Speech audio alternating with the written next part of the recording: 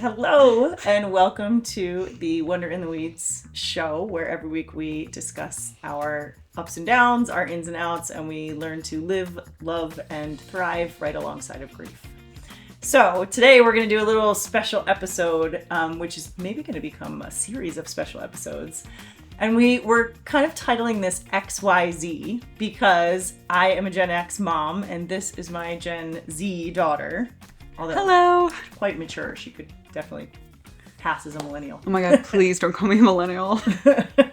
No shade. So I'm going to start by just giving Faith a second to tell you who she is, and then we're going to kind of discuss like why we're even doing this. So go ahead and who are you? Okay, hi. Tell everybody. My name is Faith. Do I say my last name? I guess I can. My name is Faith King. I'm Christy's daughter. I am an eldest of her 3 kids. So I just graduated with my BFA in acting from West Virginia University. When I'm not acting, I'm also writing. You can find my plays on New Play Exchange. Just Google Faith King. That's where I am. Currently, I'm working backstage at the Guthrie Theater in Minneapolis, Minnesota. I'm very excited to be working there. I love my job. And that's all from me, basically. That's the intro. And we should probably introduce Fred, who you can't see if you're watching this because he's out of screen, but he is snoring so badly that chances are, whether you're listening as a podcast or watching on YouTube, you're hearing him. Oh, the mics are going to pick it up. Welcome, teeny tiny Fred, to the show as well. So Faith is my oldest, as she told you, and has been a guest on this podcast before. You can look up all kinds of different episodes where she has come on and sort of shared the perspective of somebody who is not an old lady. And we knew, I don't know, a few months ago that she was going to probably move out here with us when we made the move to Minnesota, because she had grand plans to go to New York and try to make her living as an actor / writer in the theater. And then we moved and took her low-cost housing with us. So she thought, you know what? There's a pretty great theater scene in Minneapolis. Let me move out and see if I can try my hand there and, stay for free for a little while. And we have been talking about doing a podcast, quote unquote, doing a podcast together since she was probably old enough to show up on my first podcast. And I think it solidified itself when we drove out here. We drove out here together when we first moved to Minneapolis. It was the 2 girls and Fred, actually. It's kind of comical that he's on the couch with us right now. Making the trip out here. And we've always had really great conversations where we're sort of, I don't know, I can't speak for her, but I feel sort of safe enough to say, like, I'm learning from your generation. And also, wait a minute. Here's something that comes from somebody who's a little older and has been around the block a little bit longer. And she's always been really good at either pushing back or saying, oh, okay, I guess I never thought of it that way. You might have some perspective, Mom, with 30 years of the world under your belt, more than I have. So we thought it might be kind of fun to record some of those conversations. So today we're just going to start by saying why we're here, which we kind of just did, but also talk about like, what are some topics we might want to discuss where the difference in Gen Z, Gen X might come into play. And I want to start sort of by saying, and she'll probably do this too, we both sort of push back a little on the whole Gen thing anyway, because I don't know, I just don't love simplifying people. Like, I think that we contain multitudes, and yes, your birth year means something, but also there's so many other factors involved in who you are and how you think and how you behave. Generally speaking, the sort of mother-daughter idea of this, I thought worked well. And I do identify with a lot of Gen X characteristics as like latchkey kids who sort of raised ourselves and are like the last generation to not have the hovering parent model. But I also think my cohort of Gen X, we didn't fall into the hovering parent model either. I think some Gen Xers did. They were the hovering parents. And I think by the time it got to me and my friends anyway, we were a little bit like, wait a minute, maybe not everybody deserves a trophy. Maybe we don't have to pave the way for every single thing our kids do. Like, let's give them a little bit of a, lesson in life. So that's the dynamic, I think, between us, is that, of course, I want to solve every single problem for her and the other 2 as well. But I also recognize the value in learning the hard way sometimes. And so we're going to talk about a lot of that stuff, like how we both see things that are going on in the world right now, how things have happened between the two of us, and like what my thoughts were as the parent and what her thoughts were as the kid. And we just thought it would be really interesting for people. So anyway, that's why I'm here. I don't know why you're here. I think that the generational thing, I agree with most of it, but I think also it helps to kind of contextualize how we both are kind of walking through the world. Because, like, when I think of Gen Z, oftentimes we're described as, like, the first generation to grow up with the internet. And that has fundamentally changed the way I walk through life in a way that, like, while you are very online and very aware, like, the internet wasn't even really a thing in the way it was when you were my age, the way it is now. And so I think that, like, yes, obviously, like, look, there are so many Gen Z stereotypes that I'm like, have you ever spoken to a young person in your life? As I'm sure you feel with Gen X as well.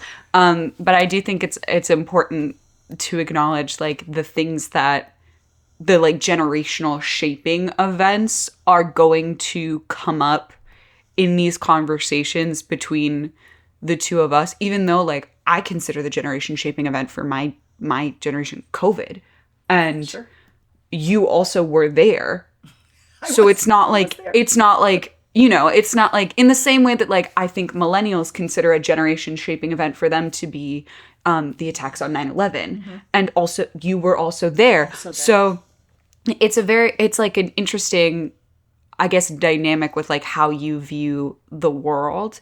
Because, like, I don't know, what would you consider your generation shaping event? Is there, and look, also you could consider generation shaping event for Gen Z, like the Parkland school shooting in Florida. Like, it's not like we're not sitting, or in, like, a hopeful way, like, you could consider a generation shaping event for millennials, like the first election of President Obama. Like, there's kind of historical turn points. That's not the right word, but you know what I mean? Like thumbtacks in history of, like, this happened and this was a thing that made everybody at this current time kind of sit up and take note.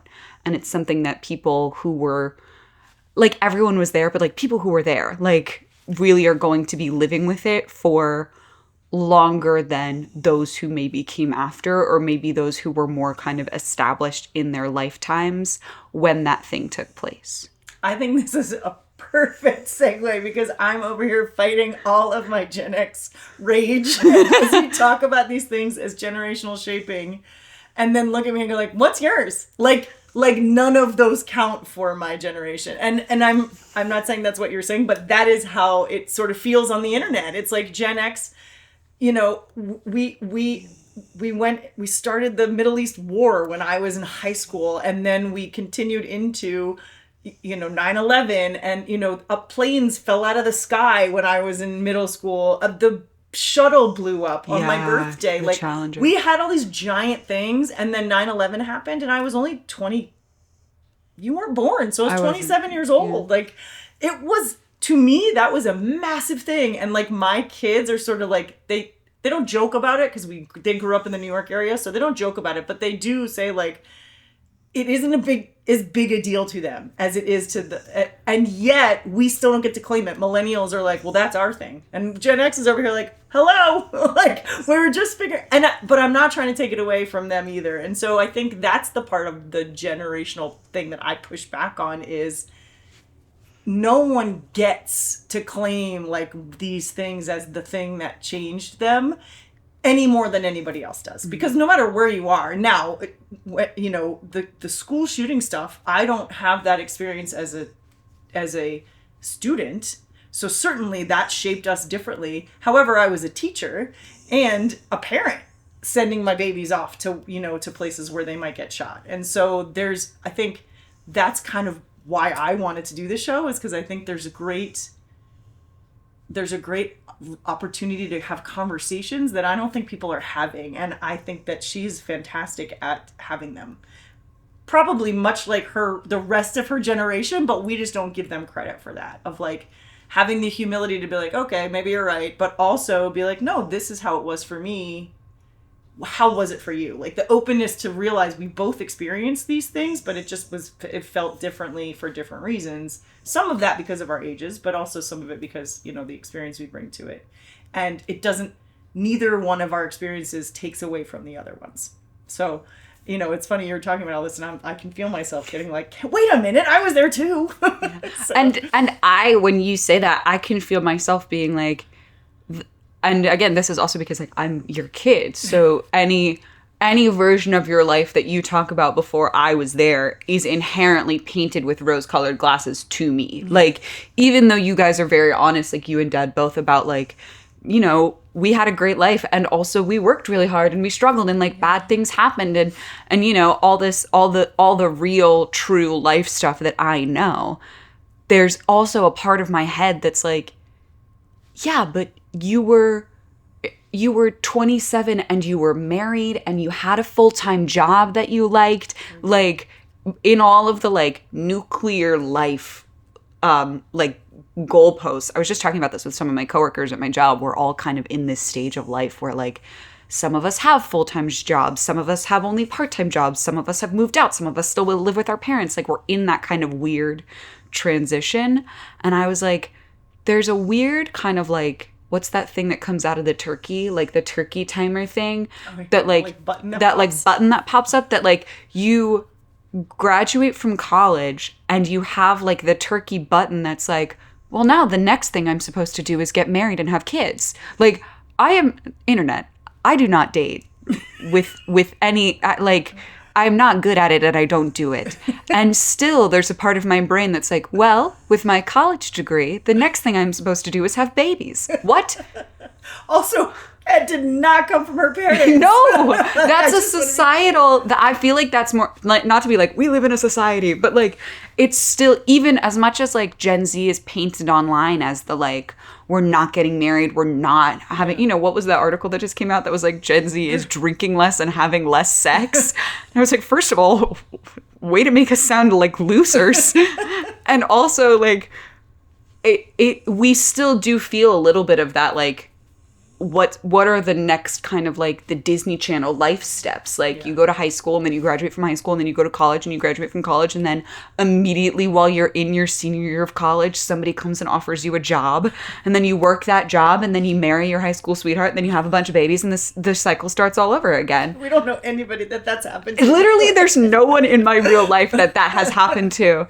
And still, sometimes when you bring up like, this was a cataclysmic event that happened, I'm like, how cataclysmic could it have been if you were already married and had a job you liked? Like, and I know that but again, like, that's my young, COVID happened for me and I was 17 years old and I knew nothing. And so it felt worse because it felt like in my brain, I was not only, was I like mentally being robbed of the like, high school experience that I kind of wanted at 17, but also I was like, this is going to have an impact on me for the rest of my life, and the life that I have pictured for myself now just never gonna happen anymore, including getting a job, having babies, like all the things that you kind of think of at 17 as like the perfect life. And so I think there's some kind of residual like generational pushback of that, of like, and I know it sounds weird to be like, how bad could it have been if you already had a job? But I think that's some of how like my generation feels when people are like, it was so rough, the economy. And I'm like, how rough could the economy have been? You owned a house. You got married, you both had jobs. So all that to say, open to having the conversation. Yeah, and it's funny you say, that's funny that you how bad could it have been you owned a house, how bad could the economy have been you owned a house. And I think, yeah, we owned a house in the housing bubble and then we lost all of our money as a result of it. But you're right, like we were able to buy a house at 20 whatever we were, 5, and I don't know anybody who could buy a house right now at 25 unless their parents are independently wealthy and they've gifted them at least the down payment of the house. So I've had those conversations with people my age of like, how are our kids ever gonna live here? Look, I'll be honest, one of the reasons I was open to moving away from the New York area is because I thought, I don't know how my kids are ever gonna afford to live here.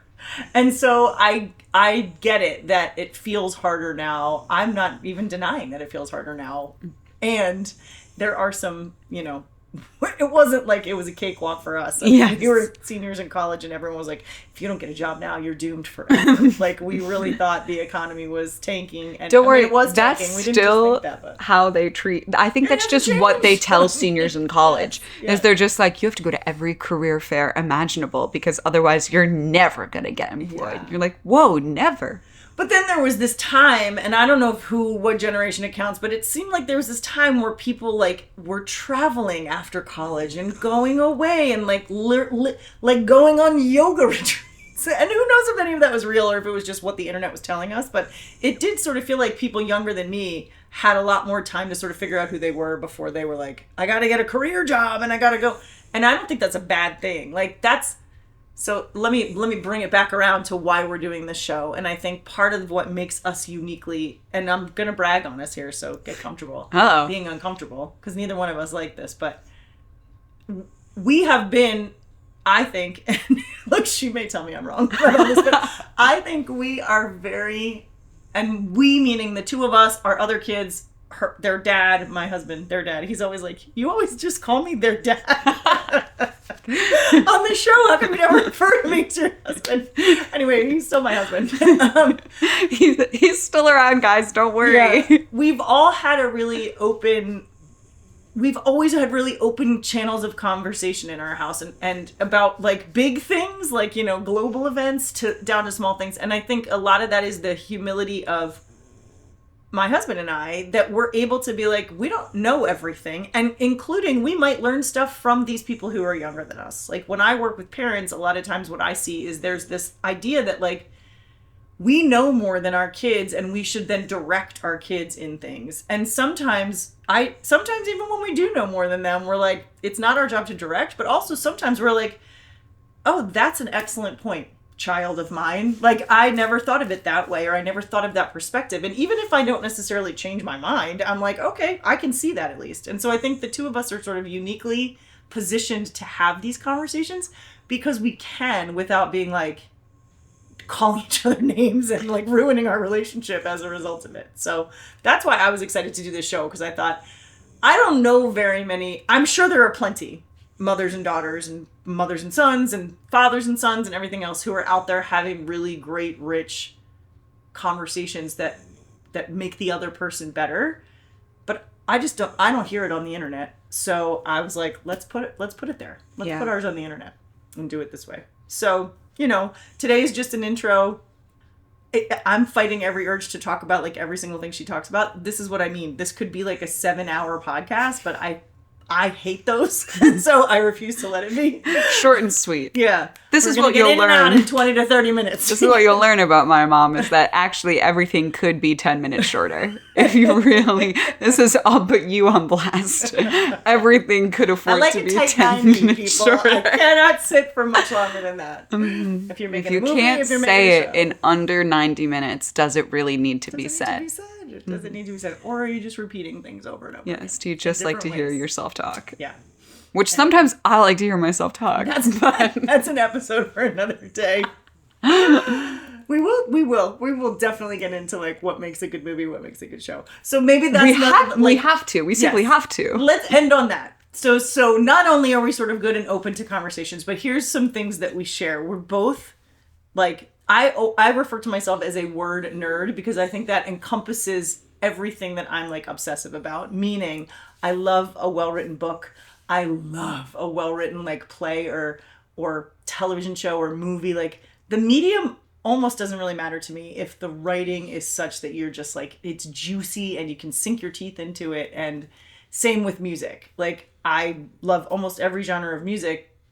And I would say it's lyrically driven, but it's not. I love the composition of music too. So I just am such an art like nerd, and was raised in a place where you like went to college and got a job that was practical and a guaranteed. So there was no studying those things that I just talked about in my life. And so I have 3 kids. 2 of 3 are in artistic careers. And that is definitely not an accident, I don't think. I mean, I think their dad and I both have that propensity. And being Gen X, neither one of us were allowed to pursue those things. And so we have encouraged, sometimes they would probably say shoved them in the direction of art and music and, creative endeavors, because we didn't have that luxury, and we've busted our butts so that we can afford them the luxury of pursuing these things. And I think now more than ever, I think they're so important. When you're there's a reason why, horrible leaders come for art first. And so I really feel good that my kids are pursuing things that will give them a voice in a world that is continually trying to make them voiceless. So that's my little soapbox. But I don't know, what do you think you're bringing to this or we're bringing to this that people need to hear? Well, I think, first of all, as a person in a creative field, it's really helpful to have someone who is not in a creative field, because I trust that you're going to tell me like it is. You can get, if there's any creatives listening, sometimes critiques from fellow creatives can get too insular. Am I saying that right? Insular? Yeah. They're very like, it can become very like technique and like didactic, I think is the word I want, of like there's almost a rubric everyone's trying to meet. And so to have like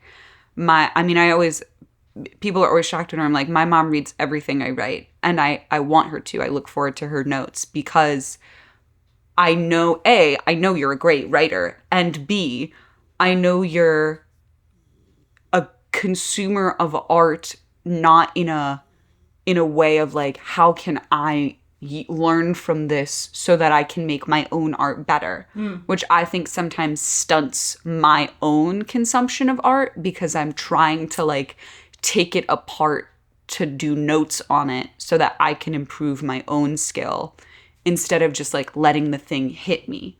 Like I always joke, I'm like, I want to go see every play I watch twice, because I want to be able to enjoy it one time, and then I want to be able to go back with my notebook and pen and be like, what did I like about this part? What did I like about this part?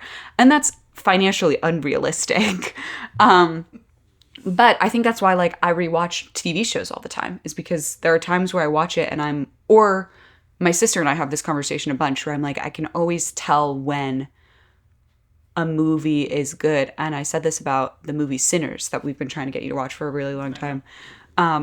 It's probably longer than 90 minutes. It is, but I swear it's worth it.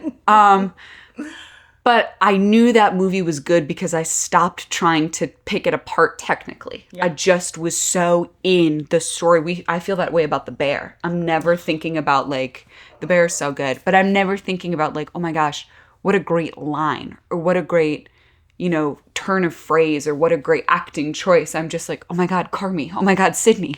What are they going to do? Like, so I think that's my other soapbox contingent, is that like as an artist, it's important to have non-artists in your life. Yeah, tell you, particularly because my sister, who is not in a creative field, like not studying a creative field, is also a writer, which is infuriating because she's brilliant at it and she's not studying it.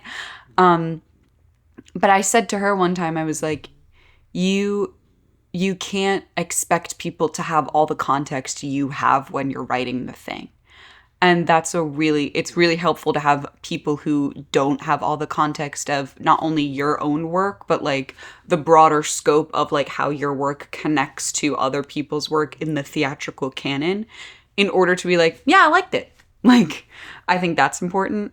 And in terms of like what I bring, I think what I bring, I think it's important for people my age, and maybe like parents in general, but parents and kids as well, to hear that like conversations with your mom do not have to be like scary or hard. And that doesn't mean that all the conversations we have are like super easy breezy all the time. No. But I think it's helpful to show people that like, particularly amongst like, I like joke all the time. I joked all the time my freshman year of college that I like would come home and be like, I feel like I have it too good. Like people either really get along with their siblings and they hate their parents, or they really get along with their parents and they don't talk to their siblings. There's no overlap. And so I would come in and I'd be like, yeah, my sister's my best friend. She's going to be my roommate. And also I call my mom every single day. And when my dad's in town, I say hi to him. And when like, and I think it's important. I think there's more. Sorry, there's a dog. I think That should be the title of this podcast. Sorry, there's a dog. Yes, There's a absolutely. But I think there's more families like that than the world would like us to believe. For sure. Particularly, like, not to bring the generational thing back into it, but like the critique of Gen Z that I sometimes am like, nah, you might be onto something here, is the like hyper individualism that I think some of it comes from being young, and not having lived in the world for very long. And I do think some of it is influenced by the fact that, like, you know, at 17 years old, I was locked in my room for 9 months. And, like, we got very close, the 5 of us. But if you don't, we already liked each other when that happened. So we were like, It could have gone the other way. And I think for a portion of Gen Z, it did. Like, they were using school or extracurriculars as a way to kind of get away from their family. And when that happened, suddenly they were locked in a room with people that they didn't really get along with or didn't really trust to be able to like see them fully. And or it was just everybody was having their own traumatic event. Like yes. even the best families had some fractures because it was like, what the heck is going on? Like, how do we manage this? Suddenly these people that are supposed to have the answers have zero answers. And especially teenagers at that time, you're in this like explorative, like, who am I in the world? And you weren't even allowed out into the world. So like everybody was in a bad mood all the time. Yes. So, yeah. Yes. And it felt like should be its own episode. It should be. And I think that translates to now the kind of Gen Z, like, nobody gets it. Like, I don't know how to, which I think is almost like the mirror image of the Gen X latchkey kid. Like, when you talk about, like, you know, we didn't realize nobody got us. No one's paying attention. And now I think there's the Gen Z of like, I don't even want to bother to explain it to you. Like, I couldn't possibly be able to tell you what living my life is like because you just wouldn't get it. You weren't there. You don't know. And so I think being able to show like people my age, like those kind of Gen Z people, like, no, it's actually going to be better if you talk to people. And if you talk to people, you know, and look, sometimes it's going to be worse. Like, it's not like I haven't talked to people and been like, wow, that was a real stinker of a conversation. I've worked in customer service since I was 18. Sometimes you're having a real stinker of a conversation. But a lot of times you are not solving all the world's problems through one conversation, but you're helping yourself out a little bit by just being like, here I am in a moment with another human being. It's comforting to know that we're both figuring it out. Because I think that's the other hyper individualistic Gen Z, is that we think are like, well, one conversation and your mind should be changed. And it's like, no. As much as one conversation is typically like, let me tell you all the reasons why your mind should be changed. Yes, that's true. And look, sometimes, I mean, I do this more with my dad than I do with you because it's easier to pick a fight with my dad. But sometimes you do want, sometimes I get into an argument because I think I want to argue a point, and then I'm like, I actually don't want to argue this point. This point is too close to me. And I think it's worth examining that the older you get, particularly within the context of like, I spent 9 months to a year not being able to like butt up against other people and have to learn like where those kind of conversational ground points are. Yeah, because you did all that online, and none of that's natural. Yeah, like, and you there's can exit anytime you want, and you can like drop little verbal bombs and then get out of the way. Yeah, and there's no tone indicator online, so there's no way to like, you know, you and I can have a conversation and you'll be able to tell based off of how I look or how I'm sitting. Like, it happened recently where you were like, zero poker face. Yes. Yes. It happened recently where you were like, well, clearly I've made you mad. And I was like, how do you, and you were like, look at yourself. And I was like in 8 million knots, like trying to get away from her. And there's no way to tell that through Instagram comments or, you know, even TikTok back and forth. I feel like so much of my generation is like, well, I'm seeing their face on TikTok. And I'm like, but you don't know them. you don't know what they're like. So you're seeing like this. Yes, you're seeing this part of their face. You don't see the dog that's right here. Exactly. You don't see the fact that like we're both in sweatpants. You don't know. Exactly. You don't know. There was a great tweet, and then it was a real conversation I had where one of them was like, can you imagine being able to see into your crush's bedroom on Zoom during Zoom class? And I was like, that's one angle. But then the other angle was like, there's the stress of that. And I was very fortunate. I went to a really tiny high school where I was pretty close with a lot of my classmates. And there's no like fun asides over Zoom. Like, so much of what I love about being in groups is like, if somebody says something ridiculous in your history class, my best friend and I would be able to go, like, just for audio listeners, just give each other a quick side eye. Be like, oh, we will be talking about that later. And there's no way to do that on Zoom. And so you lose that skill. Like that like tone indicator was lost for so many people my age. So I think it's worth showing people my age that like, hey, you got to put the phone down. Yeah. You got to have the conversation, even if it's like gross. Like I lived with my grandparents for 2 months before I moved out here, and it was just the three of us, and we would have conversations where I'd be like, this conversation is making me physically uncomfortable. But I love these people, and I know they're coming at this from a good place. So it's worth sitting through my own, like, oh my God, I can feel the sweat running down my back at how uncomfortable this makes me. I can feel my neck heating up because I want to figure this out. And I think there's so much of Gen Z that's like, any uncomfortability equals immediate, like, get me out of there. Yeah, I don't want to do this. Yeah. All right, I'm going to stop us because, as you can tell... Yap queen.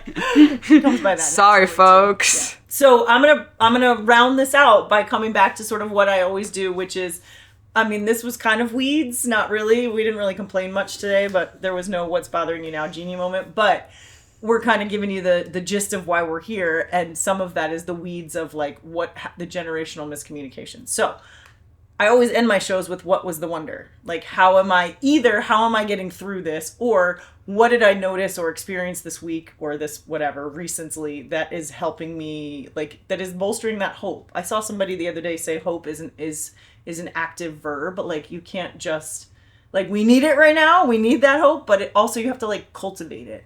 You know, I said on a previous podcast, you can't cultivate wonder, you have to just be intentional about looking for it.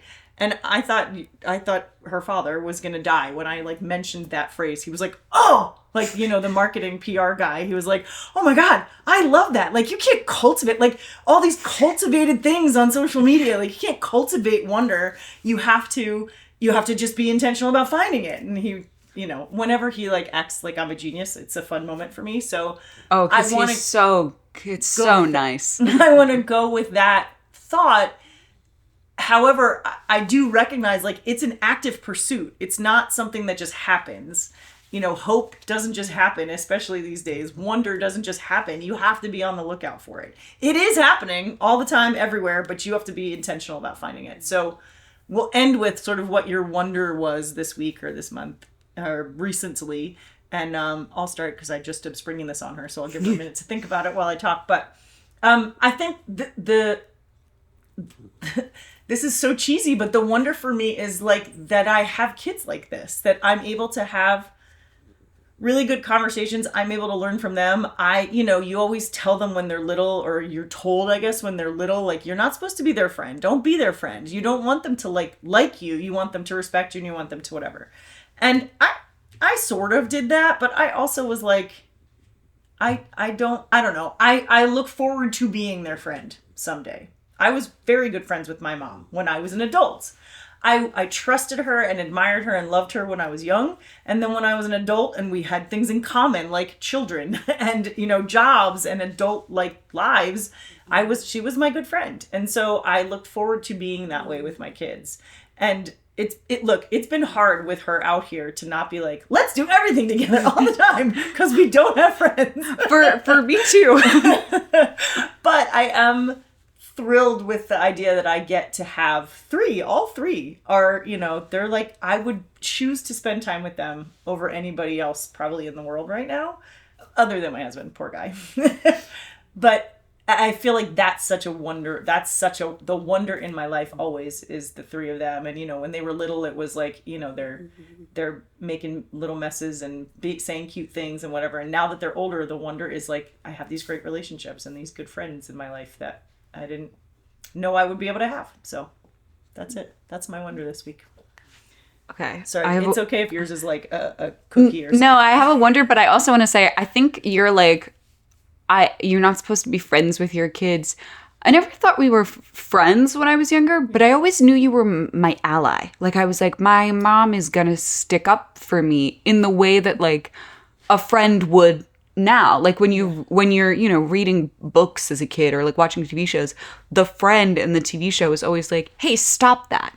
And I always knew, even if you weren't like the person I was talking to about, like what boy I had a crush on, or like wondering like what outfit I should wear to like the school dance or something, like the thought of like, I think that what makes our relationship so good now is that when I was 11, I knew I was like, my mom isn't going to be, look, sometimes I did stuff wrong and you were mad at me, but my mom isn't going to be like, I could always trust that you were going to try and be on my side, which I think is like the foundation for any good relationship and also for a good friendship as well. So that's the one thing. But my wonder is, I'm working with kids at my job right now, and the kids have become obsessed with Cat's Cradle. Like the little string game that you can play with your hands. They're obsessed with it. I had to send an email asking for my boss to bring in more string because they were like taking the drawstrings out of their sweatpants. They were untying their shoelaces. And one of them finally just brought in a ball of yarn and was cutting them up and tying strings for everybody to have one. And so again, I keep calling myself the fun police because I sometimes will have to go over and be like, my friends, if we keep yelling about the Cat's Cradle, we're gonna have to put the Cat's Cradle away. But it's also we had a conversation at the beginning of this job where my boss was like, when we're sitting in the theater, we have to try and keep the kids like off their screens, off their devices. And we all were kind of like, oh, let's get geared up for like having to tell kids they have to be off their devices. And so to like look over and see groups of kids of all different ages, they're not all one grade. They're across multiple like elementary school grade levels, and have everybody be like, try this one, do this thing. Let me show you how to do this thing. Like, it's such a nice thing to see. And it's also nice to just be like, oh my God, like everything is always the same. Like those S's? Yes, those S's. I know my Gen Xers remember those like weird S's we used to draw. I remember the first time one of my kids came home with that in their notebooks. I was like, we're still doing that? Mm-hmm. It's so fun. And it's it's like, the gadgets will continue to get wilder and crazier and more attention sucking. And still, like, all kids want to do is do something cool and show their friends. Yeah. And, like, how great is that to know that, like, you're always going to be able to win kids over with, here's a cool trick you can show your friends. That's my wonder this week. Awesome. All right. Well, I hope you enjoyed it listening. We will be back again. We're going to shoot for one out of every 4 episodes. We'll see. Between both of our schedules heating up, we'll see if we can make it work. We might be in the same clothes because we might just knock them all out at once. But come back next week. Thank you. If you're watching this on YouTube, I would love subscribe to the channel and leave a little comment or review if you want. If there's anything you want us to talk about and you're watching this on YouTube, leave a comment below and we will address it next time. If you're listening on the podcast, thank you for tuning in. We'd love a review there too.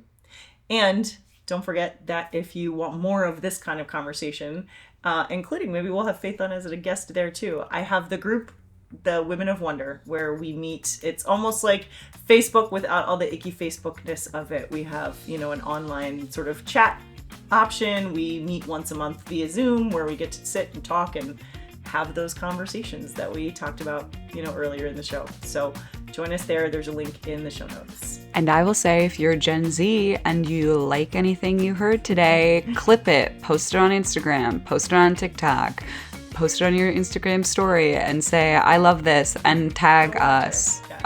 We will I'm addicted to my phone and I will be looking. So if you like what you heard here, tell your friends. Yeah, and we would love you to like and subscribe too. I love talking to Faith's friends, so come on over.